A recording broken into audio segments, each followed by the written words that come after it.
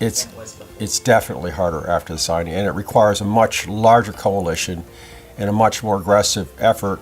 And really, in my view, it requires people to believe. I mean, it sounds simple, but most people didn't believe. Most people said Tesla, whatever. Most people said, oh, it's out.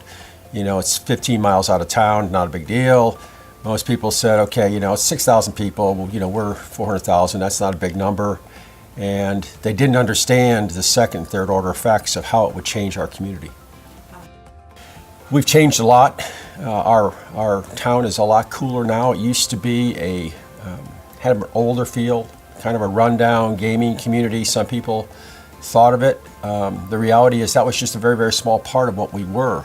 And so now the light is shining on the entire community because of the youth being attracted to the region, because of the vibrancy coming with this growth. And it's not just Tesla. We've added 175 companies in the last 5 years.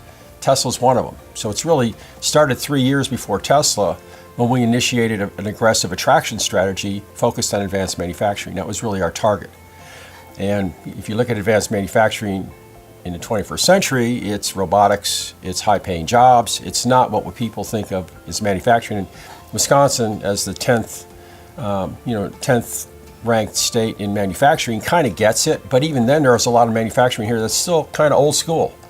And the manufacturing 5, 10, 15 years from now is less workers, which is probably a good thing because we're running out of manufacturing workers and we haven't trained enough manufacturing workers, but more robotics, more software development, more of the other parts of the great jobs we're looking at as we transition our economy.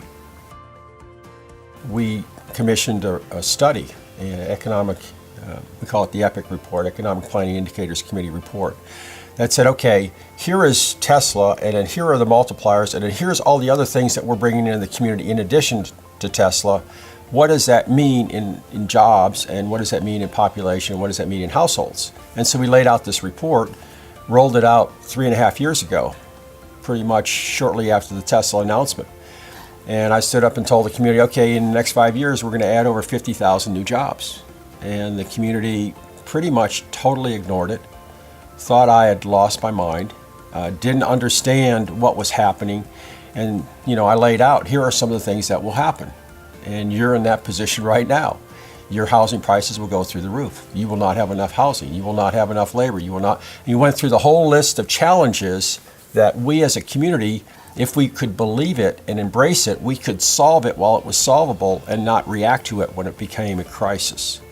So you're in a position where if you can get leadership and the community to believe, you'll be so far ahead of where we were because we're still in the reaction mode. When you're in the reaction mode, you have a lot of pain and second and third order effects. 50,000 new jobs in a community of our size.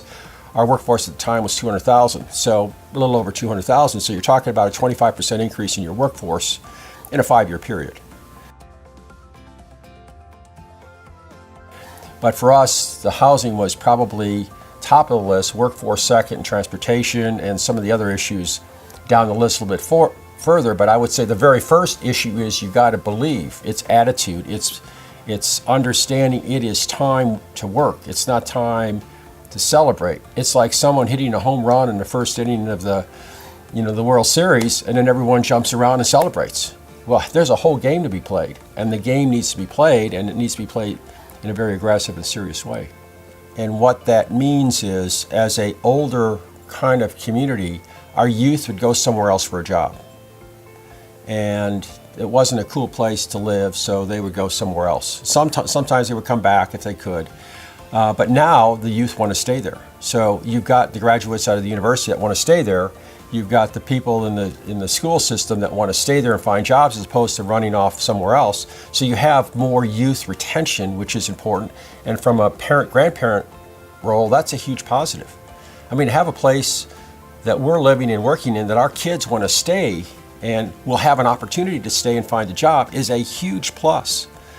So that piece is important, but we're also attracting a lot of the talent into the region, especially when you start looking at millennials associated with technology. Although we were fairly well behind in our construction and maintenance of schools, so we did ultimately pass an initiative that would help us upgrade our schools and build better schools, which is important when you attract talent.